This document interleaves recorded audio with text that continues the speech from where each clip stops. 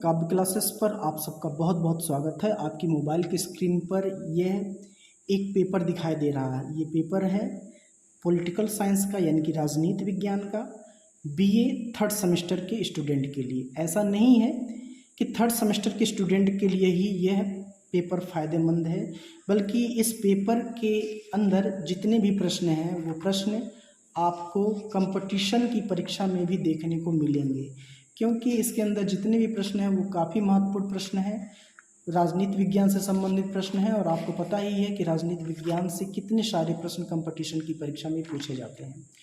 तो मैं बात कर लूँ, ये थर्ड सेमेस्टर का पेपर है, पॉलिटिकल साइंस का है, और जो शीर्षक है वो पॉलिटिकल प्रोसेस इंडिया है। आइए बिना समय गंवाते ही हम आज के पेपर को समझना स्टार्ट करते हैं। हम देखते हैं कि इस पेपर में किस तरह के प्रश्न पूछे गए हैं, और इससे आपको अनुमान लग जाएगा कि थर्ड सेमेस्टर में पॉलिटिकल साइंस सब्जेक्ट में किस प्रकार के प्रश्न पूछे जाते हैं, प्रश्न का लेवल कैसा होता है, उनका स्तर कैसा होता है। तो आइए बिना समय गंवाते हम आज की वीडियो की चर्चा स्टार्ट करते हैं। क्वेश्चन नंबर 1 कह रहा है कि भारत में लोकतांत्रिक प्रक्रिया का आरंभ हुआ, तो कब हुआ था? ये हुआ था 26 जनवरी 1950 को। ऑप्शन नंबर ए इसका राइट आंसर होगा। अगला क्वेश्चन है, जम्मू और कश्मीर को विशेष राज्य का दर्जा किस अनुच्छेद में दिया गया था? तो ये अनुच्छेद 370 में दिया गया था। आंसर नंबर 1 इसका राइट आंसर है। अगला प्रश्न कह रहा है, संविधान सभा का अस्थायी अध्यक्ष कौन चुना गया था? अस्थायी अध्यक्ष की बात कर रहा है, तो यहाँ पर हो जाएंगे डॉक्टर सच्चिदानंद सिन्हा। ऑप्शन नंबर डी इसका राइट आंसर होगा प्रश्न के अनुसार। अगला प्रश्न है, प्रथम पंचवर्षीय योजना शुरू की गई, तो ये की गई थी 1951 में। ऑप्शन नंबर 1 इसका राइट आंसर होगा। नेक्स्ट क्वेश्चन कह रहा है, नीति आयोग की स्थापना की गई थी, तो नीति आयोग की स्थापना 2015 में की गई थी। ऑप्शन नंबर ए इसका राइट आंसर होगा। बढ़ते नेक्स्ट क्वेश्चन पर। नेक्स्ट क्वेश्चन कह रहा है, केंद्रीय समाज हित बोर्ड का गठन किया गया था, तो ये किया गया था 1953 में। ऑप्शन नंबर 20 का राइट आंसर होगा। बढ़ते नेक्स्ट क्वेश्चन पर। नेक्स्ट क्वेश्चन कह रहा है, पंचायती राज व्यवस्था ने संवैधानिक दर्जा प्राप्त किया, तो ये किया था 1993 में। ऑप्शन नंबर 1 इसका राइट आंसर होगा। मित्रों, बहुत ही बढ़िया क्वेश्चन है, और ये सारे क्वेश्चन कंपटीशन में आपको मिलेंगे ही मिलेंगे। और मैं आपसे कहना चाहूँगा कि ये वीडियो आप अपने दोस्तों तक शेयर जरूर करें, और चैनल पर नए हैं तो चैनल को सब्सक्राइब भी करें। अगला प्रश्न है, पंचशील सिद्धांत संबंधित है, तो ये है विदेश नीति से। ऑप्शन नंबर सी इसका राइट आंसर होगा। बढ़ते हैं नेक्स्ट क्वेश्चन पर। नेक्स्ट क्वेश्चन कह रहा है, राजनीतिक प्रक्रिया संबंधित है, तो ये राजनीतिक प्रक्रिया संबंधित है जो वो राजनीतिक दल से। बढ़ते हैं नेक्स्ट क्वेश्चन पर। राजनीतिक व्यवस्था है, तो राजनीतिक व्यवस्था है। ऑप्शन नंबर ए इसका राइट आंसर होगा, व्यापक। अगला क्वेश्चन है क्वेश्चन नंबर 11, भारतीय संविधान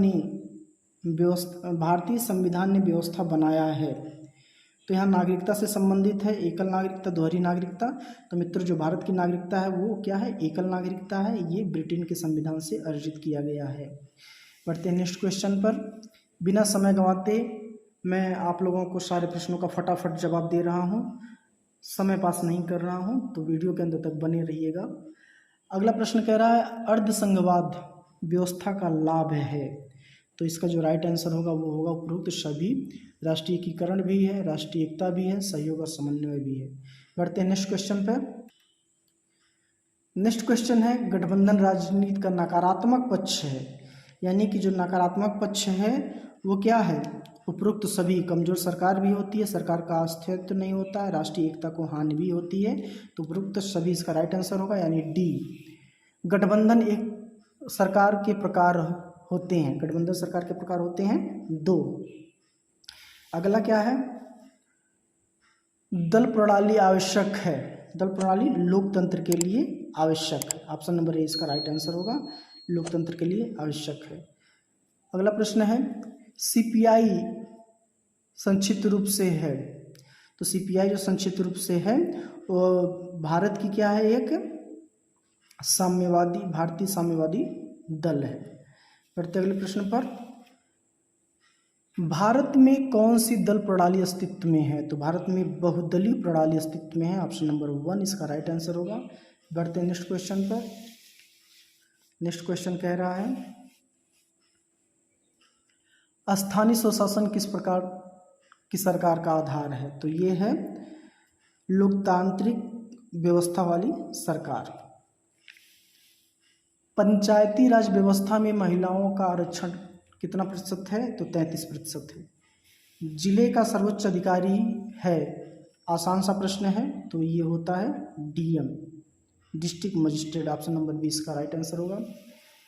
अगला प्रश्न है बलवंत राय मेहता समिति। बलवंत राय मेहता समिति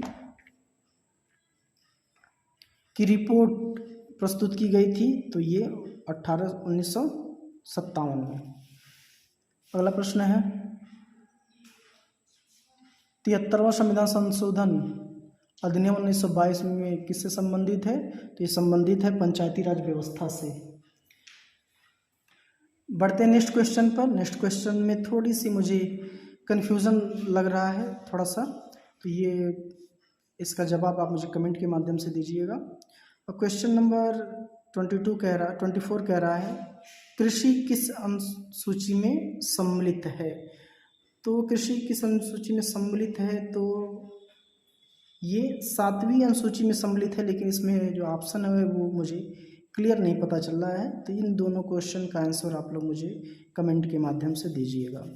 नेक्स्ट क्वेश्चन कह रहा है पंचायती समिति का क्षेत्र है, तो ऑप्शन नंबर सी इसका राइट आंसर होगा। अगला प्रश्न कह रहा है दबाव समूह निम्नांकित में से कौन सा तरीका नहीं अपनाते? तो वो नहीं जो अपनाने की बात करते, तो दबाव समूह चुनाव नहीं लड़ते हैं, ये चुनाव नहीं लड़ना इस क्वेश्चन का राइट आंसर होगा, option number B. Question number 27 कह रहा है कि आमंड और पावले ने वर्गीकरण में निम्नलिखित में से क्या सम्मिलित नहीं है?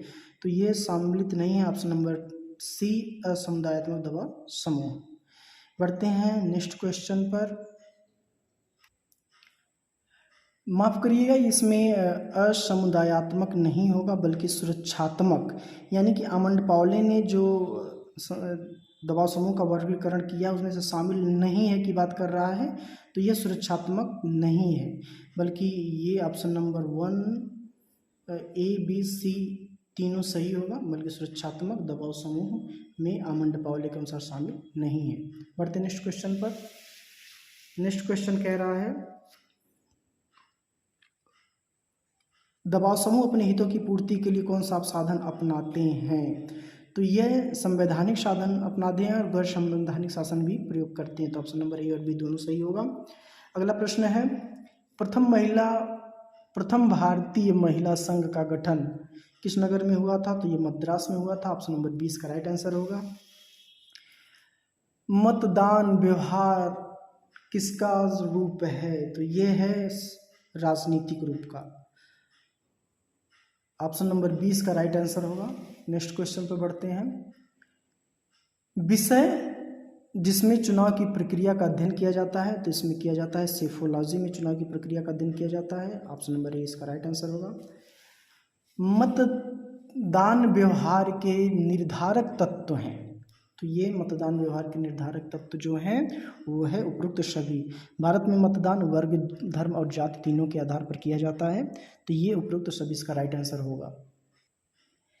नेक्स्ट क्वेश्चन कह रहा है भारत में चुनावी प्रक्रिया के अध्ययन का सर्वप्रथम प्रारंभ किसने किया था अध्ययन का? तो ये योगेंद्र यादव ने किया था, ऑप्शन नंबर ए इसका राइट आंसर होगा। कास्ट शब्द की उत्पत्ति हुई है, तो ये हुई है स्पेनिश और पुर्तगाली से, ऑप्शन नंबर 20 का राइट आंसर होगा। भारत को धर्मनिरपेक्ष राज्य घोषित किया गया था, तो भारत को धर्मनिरपेक्ष राज्य 1976 में घोषित किया गया था। अनुसूचित जनजाति की कुल संख्या भारत में कितनी है? तो लगभग 700 से अधिक है। पिछड़े वर्ग को भारत में कितने प्रतिशत आरक्षण दिया गया है? पिछड़े वर्ग की बात कर रहा है तो 27% आरक्षण दिया गया है। बढ़ते नेक्स्ट क्वेश्चन पर। नेक्स्ट क्वेश्चन कह रहा है मित्रों भारतीय संविधान के किस अनुच्छेद से चुनाव संबंधित है? तो ये ऑप्शन नंबर 1 324 से 329 तक। अगला प्रश्न है वैक्स मताधिकार व्यवस्था संविधान के किस अनुच्छेद में प्रावधान है इसका? तो ये अनुच्छेद 326 में, ऑप्शन नंबर 20 का राइट आंसर होगा। अलगाववाद मुद्दा का उदाहरण है। तो ये उपरोक्त सभी ऑप्शन नंबर डी इसका राइट आंसर होगा। आशा करता हूँ कि आपको वीडियो पसंद आया होगा। वीडियो पसंद आया हो तो चैनल को सब्सक्राइब, लाइक, शेयर जरूर करिएगा।